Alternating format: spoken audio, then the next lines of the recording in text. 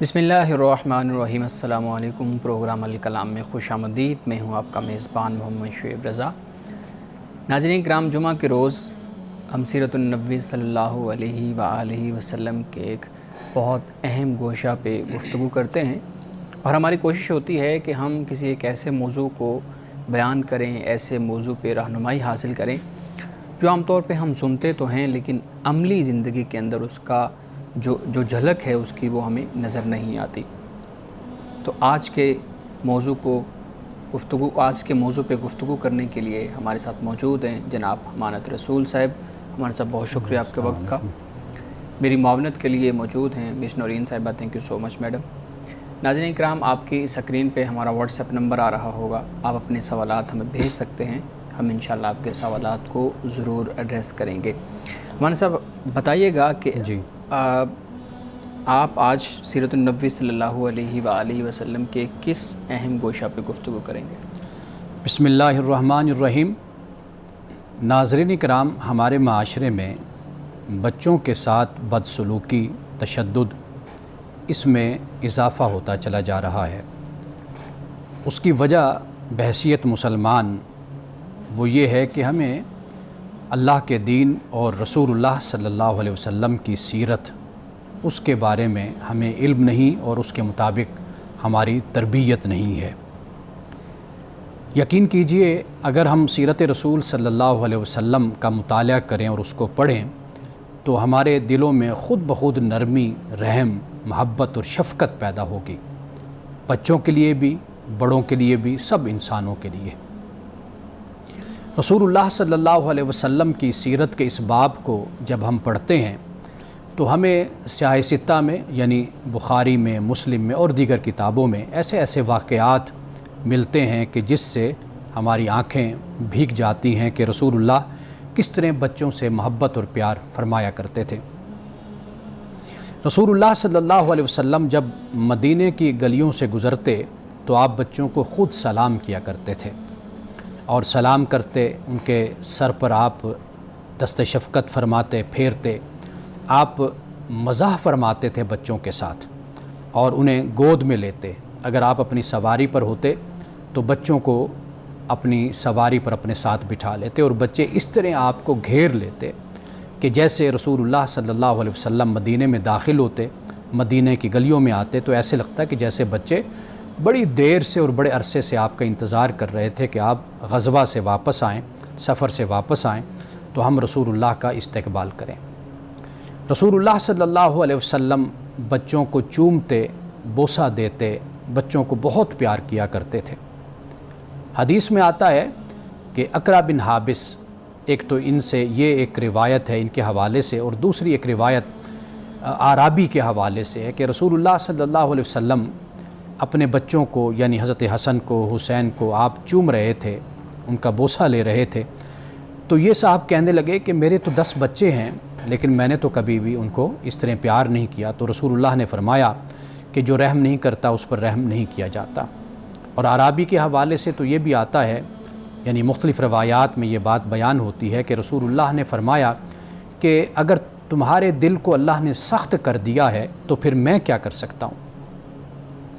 رسول اللہ صلی اللہ علیہ وسلم بخاری کے مطابق، یعنی جو امام بخاری نے باب باندھا ہے وہ یہ ہے کہ من اخف الصلاۃ عند بکاء الصبی، کہ جو نماز کو مختصر کر لے بچے کے رونے کے وقت۔ اب رسول اللہ صلی اللہ علیہ وسلم، خواتین بھی مسجد میں جا کر آپ کے پیچھے نماز پڑھا کرتی تھیں، آپ کی اقتداء میں پڑھتی تھیں، یہ بھی حدیثوں سے ہمیں معلوم ہوتا ہے۔ تو اگر کوئی بچہ روتا اور رسول اللہ تلاوت فرما رہے ہوتے یعنی نماز میں، تو آپ اپنی تلاوت کو مختصر کر دیا کرتے تھے، اور آپ نے یہ بھی فرمایا کہ میرا جی چاہتا ہے کہ میں لمبی تلاوت کروں، لیکن جب کسی بچے کے رونے کی مجھے آواز آتی ہے تو میں اپنی تلاوت کو مختصر کر دیتا ہوں تاکہ ماں اپنے بچے کو دودھ پلا سکے۔ یعنی آپ صلی اللہ علیہ وسلم نے یہ انداز اختیار نہیں فرمایا تھا کہ آپ کوئی سختی فرماتے اور آپ یہ کہتے کہ بھائی یہ آپ مسجد میں کیوں آئی ہو اس بچے کو لے کر، یہ تو بہت چھوٹی عمر کا ہے، ابھی دودھ پیتا بچہ ہے، شیرخوار بچہ ہے، تو کیوں لائی ہو اسے مسجد میں، گھر میں رہا کرو۔ نہیں، بلکہ آپ اپنی نماز کو، اپنی تلاوت کو آپ مختصر فرما لیا کرتے تھے۔ روایات میں آتا ہے کہ ایک انصاری بچہ تھا مدینہ میں، جب رسول اللہ صلی اللہ علیہ وسلم مسجد نبوی میں امامت کے لیے تشریف لے جاتے تو وہ آپ کا انتظار کیا کرتا تھا، اور جب آپ مدینہ کی گلی میں نظر آتے کہ آپ مسجد نبوی کی طرف جا رہے ہیں تو وہ پھر آپ کے پیچھے پیچھے آپ کے ساتھ آتا، اور جب آپ مسجد نبوی میں داخل ہو جاتے تو وہ آپ کے جوتے نالین مبارک کو اٹھاتا اور ان کو صاف کرتا، جھاڑتا اور پھر رکھ لیتا، اور جب رسول اللہ نماز پڑھ کر تشریف لاتے تو وہ پھر ایک نالین آپ کا ایک جوتا وہ دائیں طرف پیش کرتا، آپ اس کو پہنتے، پھر اس کے بعد بایاں پیش کرتا تو پھر آپ اس کو پہنا کرتے، یعنی رسول اللہ صلی اللہ علیہ وسلم کی خدمت کے لیے وہ بچہ پیش ہوتا۔ تو رسول اللہ صلی اللہ علیہ وسلم اس کو بڑا پیار فرماتے تھے، تو ایک مرتبہ آپ نے فرمایا کہ تم کہو کچھ اگر کہنا چاہتے ہو، تو اس نے عرض کی یا رسول اللہ میرے لیے آپ دعا کیجئے۔ رسول اللہ صلی اللہ علیہ وسلم نے اس بچے کے لیے دعا فرمائی، اور آپ کی دعا کا یہ طریقہ تھا کہ اکثر طور پر آپ بچوں کے لیے ہی دعا فرمایا کرتے تھے۔ آپ نے فرمایا کہ اے اللہ اسے دنیا اور آخرت کی تمام خوشیاں عطا فرما، اور اسی طرح حضرت عبداللہ ابن عباس بچے ہیں، نوجوان ہیں، یہ امام نووی اس کو بیان کرتے ہیں، یعنی وہ کہتے ہیں کہ یہ جو بچہ تھا یہ عبداللہ ابن عباس تھے۔ رسول اللہ صلی اللہ علیہ وسلم کی خدمت میں دودھ کا پیالہ پیش کیا گیا، آپ نے پیا، اور پھر اس کے بعد آپ نے دائیں طرف ایک بچہ بیٹھا ہوا ہے تو آپ اور بائیں طرف بزرگ صحابہ بیٹھے ہوئے ہیں، تو رسول اللہ اس بچے سے اجازت لیتے ہیں، فرماتے ہیں کہ بیٹا اگر تم اجازت دو، اگرچہ تم دائیں طرف بیٹھے ہو لیکن اگر اجازت دو تو جو بڑی عمر کے ہیں، بزرگ ہیں، میں ان کو یہ پیالہ دے دوں۔ تو وہ عرض کرتا ہے بچہ کہ نہیں یا رسول اللہ آپ کے حق پر میں کسی کو ترجیح نہیں دوں گا، یعنی مطلب یہ ہے کہ یا رسول اللہ اس برتن کو آپ نے اپنے ہونٹ لگائے ہیں، آپ نے اس کو پیا ہے، یہ برکت والا ہو گیا ہے، تو اس دودھ کو میں ہی پیوں گا پہلے۔ تو رسول اللہ نے اس پر کچھ بھی نہیں فرمایا، آپ نے اس بچے کی طرف وہ پیالہ بڑھا دیا اور اس نے وہ دودھ پیا۔ امام نووی فرماتے ہیں کہ یہ بچہ عبداللہ ابن عباس ہے۔ آپ اندازہ کیجئے کہ بچے کے حق کو رسول اللہ صلی اللہ علیہ وسلم نے تسلیم فرمایا، اور آپ نے یہ نہیں کہا کہ بھئی یہ تو بے ادبی ہے، یہ بدتمیزی ہے، گستاخی ہے، بزرگ بیٹھے ہوئے ہیں اور تم کہتے ہو کہ بھئی یہ پیالہ مجھے دے دو۔ تو رسول اللہ نے وہ پیالہ اسی بچے کی طرف بڑھا دیا۔ رسول اللہ بچوں کے ساتھ بہت نرمی کے ساتھ پیش آیا کرتے تھے۔ امام بخاری نے جو باب باندھا ہے وہ یہ کہ الانبساط الی الناس، کہ لوگوں کو ہنسانا، خوش کرنا۔ رسول اللہ بچوں کو خوش کرتے تھے، ان کے ساتھ مزاح فرمایا کرتے تھے، اور روایات میں آتے ہیں حضرت انس رضی اللہ تعالیٰ عنہ بیان کرتے ہیں کہ میرے چھوٹے بھائی تھے، ان کا نام تھا ابو عمیر۔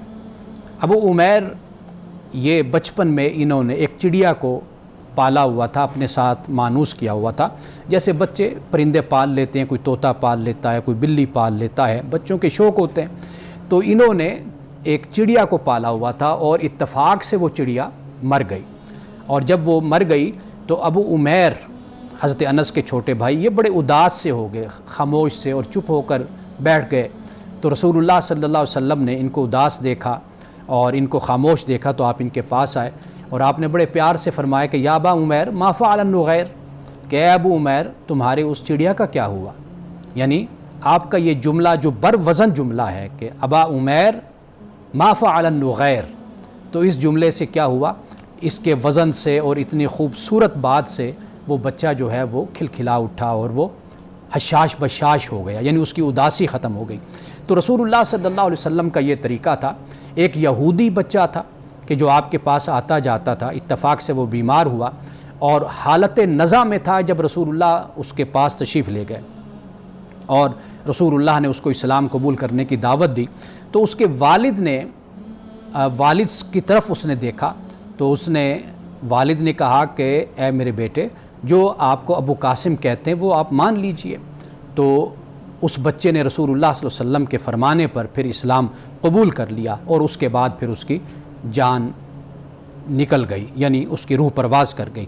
رسول اللہ نے اس موقع پر دعا کی، الحمدللہ الذی انقذہ من النار، فرمایا تمام تعریفیں اللہ کے لیے کہ جس نے اس بچے کو آگ سے نکال دیا، اس بچے کو نجات دے دی۔ تو گویا رسول اللہ صلی اللہ علیہ وسلم بچوں کے ساتھ بہت ہی شفقت سے، بہت ہی محبت سے اور بہت ہی اچھے انداز سے بچوں کے ساتھ پیش آیا کرتے تھے۔ لڑکا ہو یا لڑکی، رسول اللہ نے کبھی تفریق نہیں کی تھی۔ آپ نے عرب کے معاشرے میں یہ فرمایا تھا کہ جو 2 لڑکیوں کی اچھی پرورش کرتا ہے اور یہاں تک کہ وہ بالغ ہو جاتی ہیں، رسول اللہ نے فرمایا قیامت کے دن ہم اکٹھے ہوں گے، وہ میرے ساتھ ہوگا۔ لڑکیوں کے حوالے سے آپ نے یہ فرمایا، تو گویا کہ بچے ہوں بچیاں ہوں، آپ سب کے ساتھ محبت اور شفقت کے ساتھ پیش آتے تھے، اور تربیت کے انداز میں اس انداز سے اپنے کردار اور اخلاق کو پیش کرتے تھے کہ بچے آپ سے مانوس ہوتے تھے، بچوں کے دلوں میں آپ کے لیے عزت ہوتی تھی، خوف نہیں، دہشت نہیں، بلکہ اخلاق اور محبت کے ساتھ آپ بچوں کے ساتھ زندگی گزارتے اور بچے آپ کے ساتھ بہت اچھا اپنے آپ کو فیل کیا کرتے تھے۔ دن بدن ایسے کیسز جو ہے نا وہ سامنے آ رہے ہیں۔ آج ہی میں ایک ہمارے دوست نے لکھا، فیس بک میں پڑھ رہا تھا، انہوں نے کہا یا تو حالات بہت زیادہ خراب ہو گئے ہیں یا پھر کیمرے بہت زیادہ چیزوں کو ریکارڈ کرنا شروع ہو گئے ہیں، تاکہ جو ہمارے سامنے اس طرح کے کیسز، کہیں پہ بچے پہ تشدد کا کیس سامنے آ رہا ہے، کہیں پہ کسی خاتون کے ساتھ جو ہے نا وہ زیادتی کا کیس آ رہا ہے، بچوں کے ساتھ اس طرح کے کیسز سامنے آ رہے ہیں۔ بڑی خوبصورت گفتگو آپ فرما رہے تھے۔ ایک آپ کی گفتگو سے متعلق ایک سوال میں ہمارے معاشرتی حوالے سے پوچھنا چاہوں گا، اس کے بعد پھر ہم اس موضوع پہ خاص طور پہ آپ کے سامنے سوالات رکھتے ہیں۔ آپ نے فرمایا کہ رسول اللہ صلی اللہ علیہ وآلہ وسلم بچوں کے رونے پہ اپنی نماز مختصر فرما دیتے تھے، تلاوت کو جو ہے نا وہ لمبی کرنے کے بجائے مختصر فرما دیتے تھے۔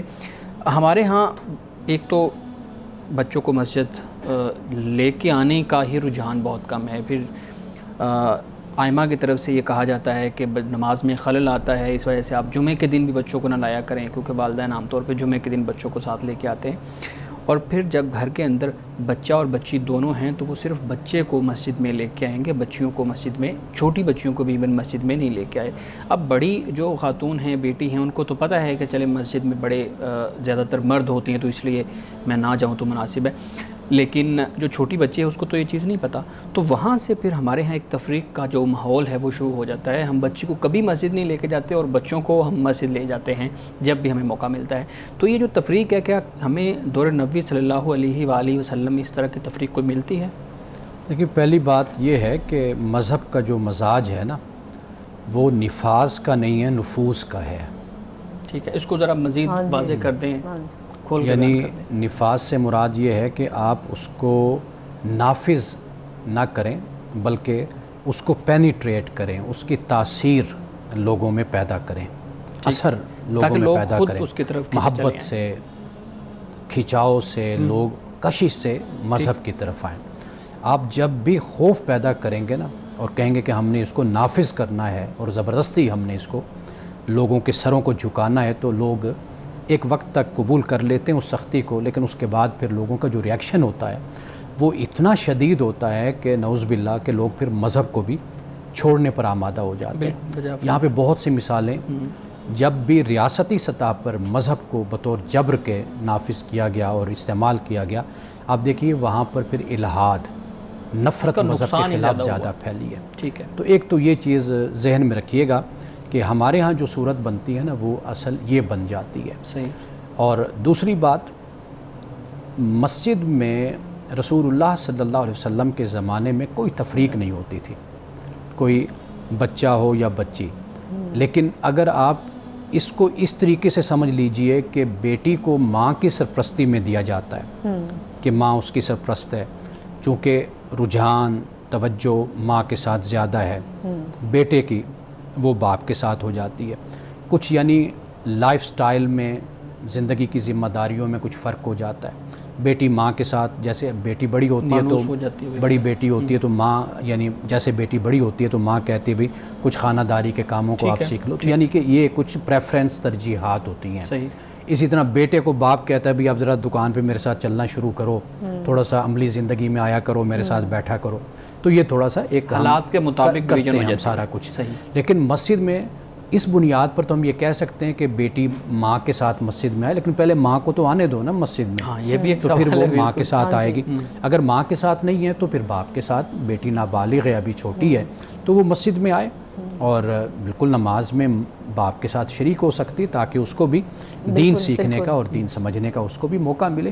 رسول اللہ کے زمانے میں ہمیں اس طرح کی کوئی تفریق نظر نہیں آتی، لیکن بہرحال یہ ہے کہ مردوں کی صف ہوتی تھی، پھر بچوں کی ہوتی تھی، پھر اس کے بعد خواتین کی ہوتی تھی. بچے درمیان میں اس لیے ہوتے تھے تاکہ وہ حفاظت میں رہیں، صحیح، اور خواتین پیچھے ہوتی تھی. تو ہمیں اس طرح کی تو کوئی نئی تفریق نظر آتی، بلکہ رسول اللہ نے تو فرمایا اللہ کی بندیوں کو مسجد میں آنے سے مت روکو، یا یہ ہمیں احادیث ملتی ہیں.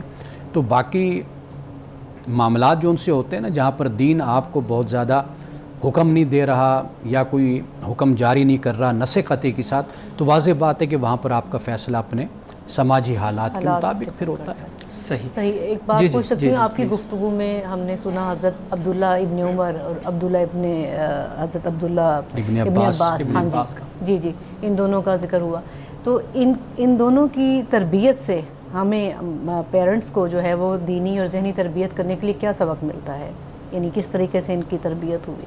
عبداللہ ابن عباس رضی اللہ تعالیٰ عنہما کا واقعہ تو میں نے آپ کو بتایا. امام نووی نے یہ کہا کہ یہ واقعہ شرح صحیح مسلم میں لکھا کہ یہ واقعہ جو ہے عبداللہ ابن عباس کا ہے، یعنی وہ بچہ عبداللہ ابن عباس ہے جس بچے کا ذکر ہو رہا ہے. ہاں، مسلم کے شارح ہیں نا امام نووی.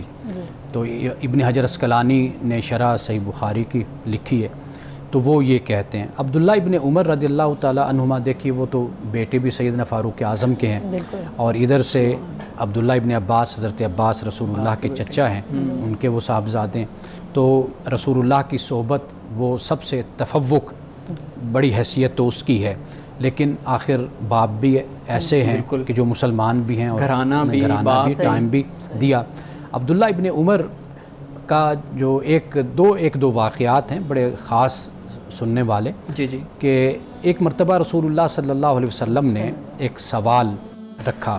آپ نے فرمایا کہ بھئی مومن کی جو مثال ہے وہ کس درخت کے مانند ہے کہ جو 12 مہینے پھل دیتا ہے. تو حضرت عبداللہ ابن عمر کہتے ہیں کہ میں خاموش بیٹھا رہا، اور اپنا صحابہ بزرگ سارے بیٹھے ہوئے تھے تو مجھے جواب آتا تھا، لیکن میں اس وجہ سے خاموش رہا ہچکچاہٹ میں کہ بڑے لوگ بیٹھے ہوئے ہیں تو میں کیا بولوں. تو جب مجلس برخاست ہو گئی تو میں اپنے والد کے ساتھ جانے لگا.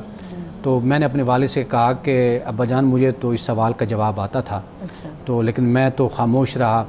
تو حضرت عمر نے فرمایا عبداللہ اگر تم وہاں پر بیٹھ کر جواب دے دیتے تھے نا تو مجھے دنیا جہان کی دولت سے زیادہ اس بات کی خوشی ہوتی کہ میرا بیٹا رسول اللہ کی بارگاہ میں بولا ہے، اس نے بات کر رہا ہے، گفتگو کی ہے.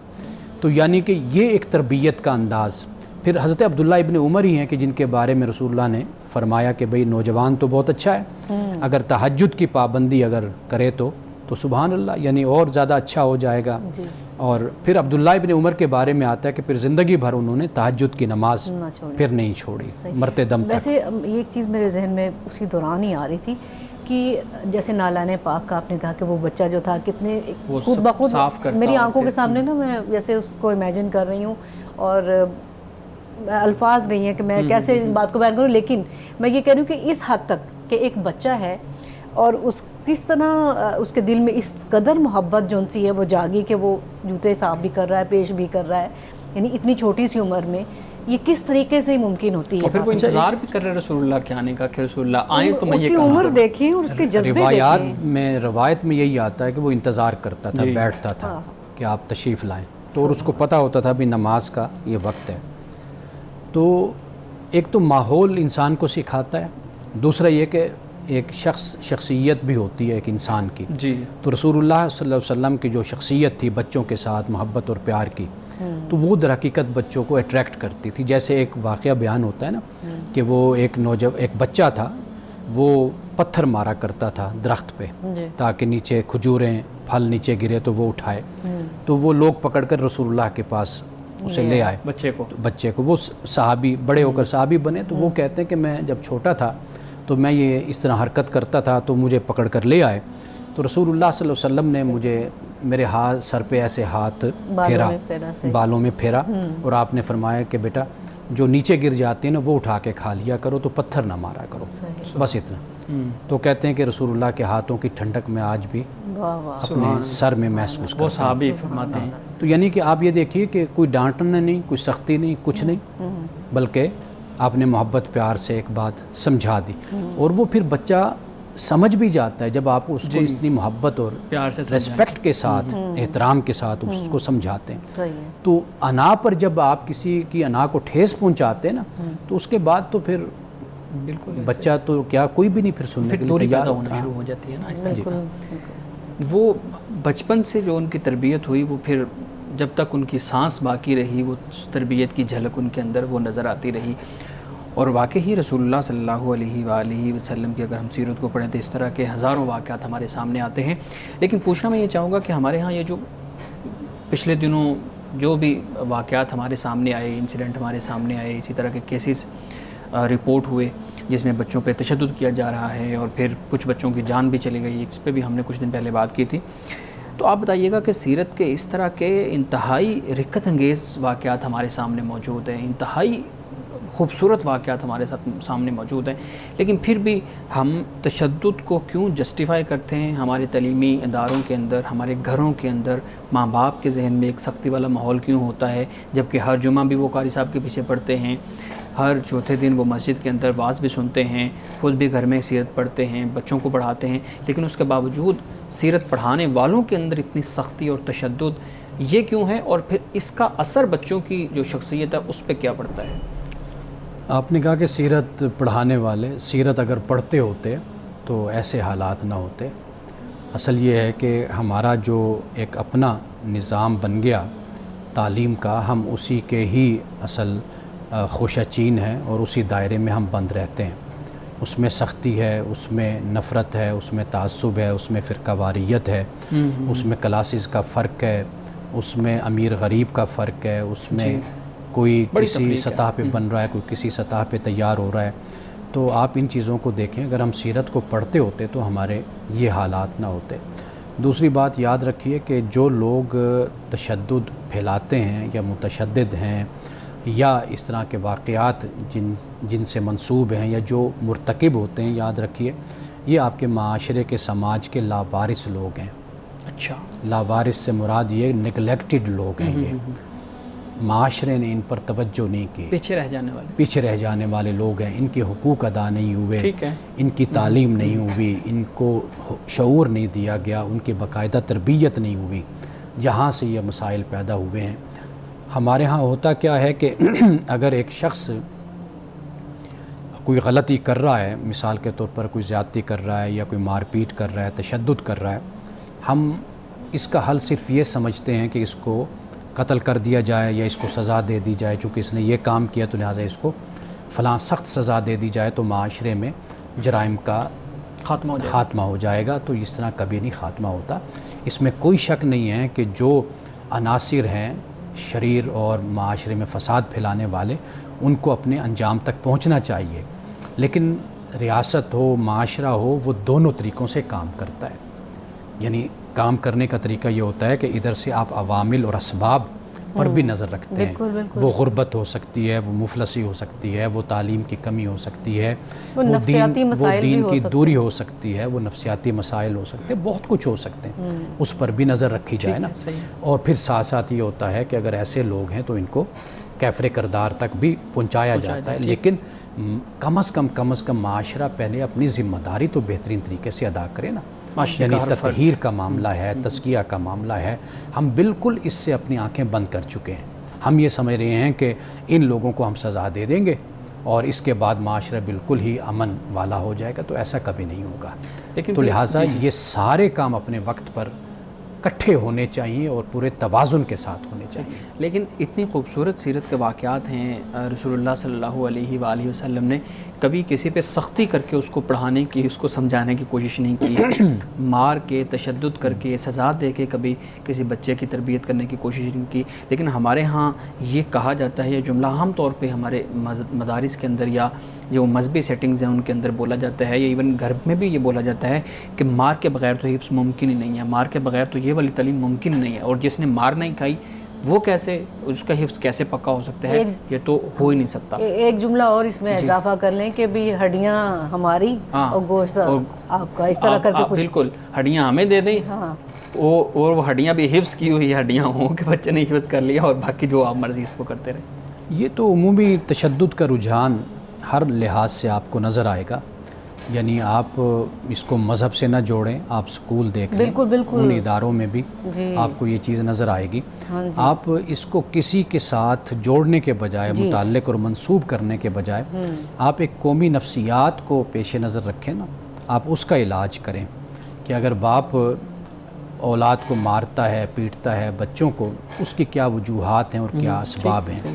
تو جب تک آپ اسباب اور عوامل پر توجہ نہیں کریں گے نا, اس وقت تک دو چار لوگوں کو لٹکانے سے یا باپ کو سزا دینے سے یا قانون حرکت میں آ گیا, جی اب قانون نے فلاں کو پکڑ لیا. تو جیسے ابھی آپ نے آغاز میں ایک بڑا اچھا جملہ بولا کہ یا تو یہ ہے کہ واقعات بڑھ رہے ہیں یا یہ ہے کہ کیمرے زیادہ ہو گئے.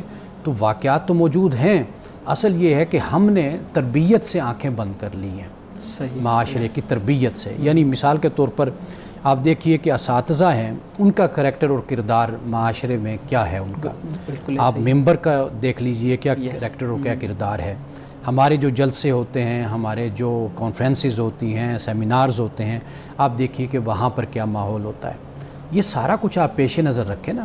جب آپ نے اس کا ارادہ ہی نہیں کیا ہوا, کوئی نیت نہیں کی ہوئی کہ آپ نے معاشرے کی تطہیر کرنی ہے, اس کی تربیت کرنی ہے, آپ نے اس معاشرے کو آپ نے اسی طرح ڈنڈے سے چلانا ہے, مار پیٹ سے چلانا ہے, تو پھر اس کے یہی نتائج ہوں گے اور اسی طرح کے واقعات آپ کو سننے کو جتنی مرضی سزائیں دیں اس کو منسوب آپ کسی سے نہ کیجیے. میرے ذہن میں اتنی ساری چیزیں آ رہی ہیں نا یہ گفتگو سے, اور اپنا بچپن جو انسان نہ سمجھے کہ میرے ذہن میں نا باتیں آ رہی ہیں کہ ایسے بچوں کو ٹیسٹ میں نمبر کم ہے یا کچھ نہیں آیا, سٹکس کے ساتھ اتنی زبردست قسم کی ان کی دھلائی ہوتی تھی کہ جو اچھے بچے ہوئے ہوتے تھے وہ بھی کانپ رہے ہوتے تھے کہ دیکھ کر کے کتنا ظلم ہو رہا ہے, بچوں کے ہونٹوں کا نیلا ہو جانا. اچھا امانہ صاحب یہ بتائیے گا کہ ہمیں تو رسول اللہ صلی اللہ علیہ وسلم کی سیرت سے اتنی شاندار مثالیں اور باتیں کہ بھی ہم خود آنکھوں نام ہو جاتی ہیں سن کے. تو آغاز جو ہے وہ ہمیں یورپ سے نظر آتا ہے ان چیزوں کا کہ بھی وہ کہتے ہیں کہ بھی پیار سے ٹریٹ کرنا ہے بچوں کو, مارنا تو کوئی تصور ہی نہیں ہے. تو یہاں پہ کس طرح یعنی معاشرہ ہمارا اسلامی معاشرہ ہے, کیا کہاں گئی ہیں ہماری اقدار؟ میں تو کہتا ہوں, مختلف فورم پہ یہ بات کہتا ہوں کہ اسلام کا نام نہ لیں. اسلام تو بالکل اس میں کوئی شک نہیں ہے کہ ایک مکمل ضابطۂ حیات ہے, اس میں پوری ہدایات اور رہنمائی ہمارے لیے موجود ہے. آپ فوکس کریں, توجہ کریں اپنے مسلم معاشروں پر, یہ اس کو بنیاد بنائیں. اسلام تو کوئی شک نہیں ہے اللہ کا دین ہے اور قیامت تک کے لیے وہ ہمارے لیے ہے. اب وہ دین جو ہے, جو تعلیمات ہیں, وہ اب ڈنڈے کے زور پر تو ہم سے عمل نہیں اللہ کروائے گا نا. واضح بات ہے ہمارا ارادہ اور اختیار ہے, عقل اور شعور کی دولت ہے. جہاں تک آپ نے یورپ کی بات کی نا, دیکھیے وہاں پر تبدیلی کی وجہ مختلف جو علوم کی ترقی ہے اس نے لوگوں کو تبدیل کیا ہے. یعنی مثال کے طور پر آپ سماجی علوم کو اگر آپ دیکھتی ہیں, سوشل سائنسز جن کو ہم کہتے ہیں, وہ آپ دیکھیں گے کہ اس میں اصلاحات ہوئی, اس پہ بڑا کام ہوا ہے. آپ اسی نفسیات کو دیکھ لیجئے کہ انہوں نے انسانی نفسیات کو بہت اچھے طریقے سے سمجھا ہے. یعنی ہر عمر کے لوگوں کی نفسیات پر کتابیں بھی ہوں گی, باقاعدہ طور پر ٹریننگ دی جائے گی ماؤں کو, باپوں کو, اور ورکشاپس ہوتی ہیں اور کلاسز ہوتی ہیں, ہر طرح کے کورسز ہوتے ہیں. یہ اصل چیز ہوتی ہے. اس طرح تقسیم نہیں کر دینا چاہیے کہ ہم اگر مسلمان ہیں تو کوئی جادو کی چھڑی ہوگی جو ہمیں بالکل اچھا کر کے رکھ دے گی. ایسا نہیں, عمل کریں نہ کریں یا اپنی تربیت کی طرف متوجہ ہونا ہو.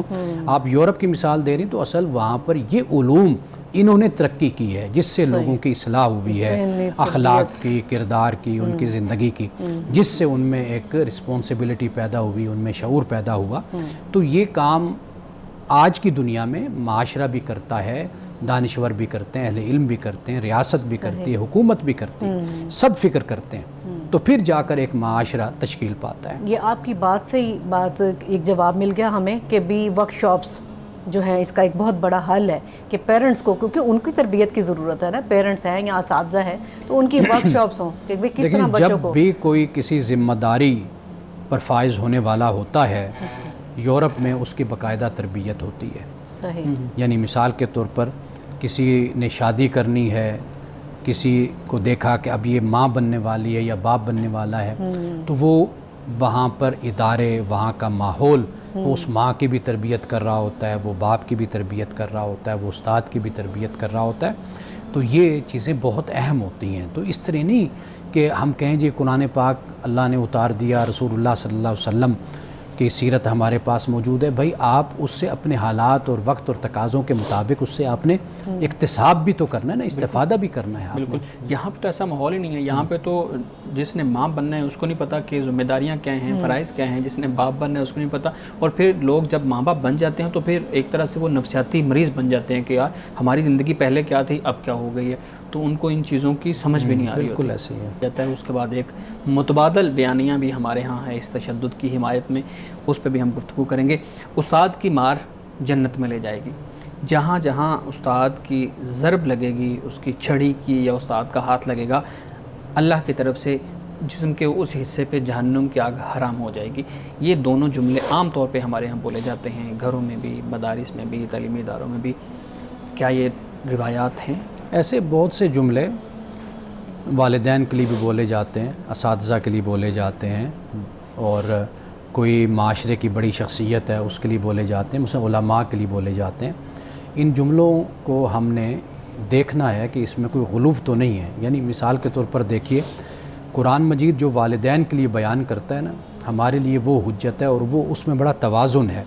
یعنی قرآن کہتا ہے والدین کے ساتھ احسان سے پیش آؤ، اور قرآن یہ بھی کہتا ہے فلا تطعہما، ان کی اطاعت نہیں کرنی۔ کس میں وَإِن جَاهَدَاكَ عَلَىٰ أَن تُشْرِكَ بِي مَا لَيْسَ لَكَ بِهِ عِلْمٌ، کہ جب وہ مجبور کرتے ہیں کہ تم شرک کرو تو پھر والدین کی اطاعت نہیں کرو، لیکن دنیا کے معاملات میں ان کے ساتھ چلتے رہو۔ یعنی شرک سے مراد کیا؟ یہ خلاف دین، خلاف شریعت، یہاں پہ کسی کے ساتھ زیادتی کی بات ہو، ظلم کی بات ہو، والدین کہتے ہیں یہ کرو، تو وہاں پر ان کی بات نہیں ماننی۔ اور بہت سے معاملات میں تو مطلب کہنے کا یہ ہے کہ والدین ہیں، جیسے اب والدین کے بارے میں بڑے جملے ہمارے ہاں نقل کیے جاتے ہیں، بیان کیے جاتے ہیں، اور وہ اس میں پھر اتنی ایگزیجریشن اور اتنا مبالغہ آرائی ہوتی ہے، تو وہ ایسے لگتا ہے کہ بس والدین اب جو بھی کہہ دیں وہ صحیح ہے، غلط ہے، وہ جس طرح کی بھی بات ہے تم نے ان کے سامنے سر کو جھکا دینا ہے۔ یہ تو دین اور شریعت کی ہر کس تعلیم نہیں ہے۔ صحیح۔ ایک متبادل بیانیہ ہے میڈم، اس میں آپ بھی، میں چاہوں گا کہ آپ شامل ہو جائیں۔ ایک کلیم یہ بھی کیا جاتا ہے کہ آپ آج کل کے دور میں یہ کہا جاتا ہے کہ بچوں پہ سختی نہیں کرنی، ان کی ذہنی سطح کو دیکھ کے آپ نے ان کی تربیت کرنی ہے، ان پہ نفسیاتی اثر پڑ جائے گا، آپ اگر اونچا بولیں گے یا آپ ان کو ماریں گے، تشدد کریں گے یا ہاتھ اٹھائیں گے تو وہ نفسیاتی مریض بن جائیں گے، ان پہ اوپر اثر ہوگا۔ وہ کہتے ہیں جی ایسے بچے جن کی جیسے آج کل والدین جو بن گئے ہیں جن کی عمر 35-40 سال ہے، اگر ان کے بچپن میں دیکھیں تو انہوں نے مار بھی کھائی ہے، ان پہ سختی بھی ہوئی ہے، وہ گورنمنٹ اسکولوں میں، ٹاٹ کے اسکولوں میں پڑھے ہیں، ان کو اس طرح کی سہولیات بھی نہیں تھیں، اچھے اسکول بھی نہیں تھے، بڑی بڑی فیسیں بھی نہیں تھیں، ورک شاپ، سیمینارز اور یہ چیزیں بھی نہیں تھیں، تشدد بھی ہوتا تھا، لیکن ان کا کریکٹر آج دیکھ لیں۔ اور یہ جو بچے جو نئی جنریشن اب 16, 17, 18, 20 سال کی ہو گئی ہے، ان کا بھی دیکھ لیں ماحول، ان کو اچھے ادارے بھی ملے ہیں، ان کو اچھا تربیت کا نظام بھی ملا ہے، لیکن یہ بگڑ گئے ہیں، اور جن کے اوپر تشدد ہوا ہے، یعنی جو سختی جھیل کے بڑے ہوئے ہیں وہ اچھے ہو گئے ہیں۔ تو یہ جو کلیم کیا جاتا ہے کہ نہیں آپ جو بچوں کے ساتھ ہمیشہ نرمی کریں گے، اس کا تو نیگیٹو اثر ہو رہا ہے۔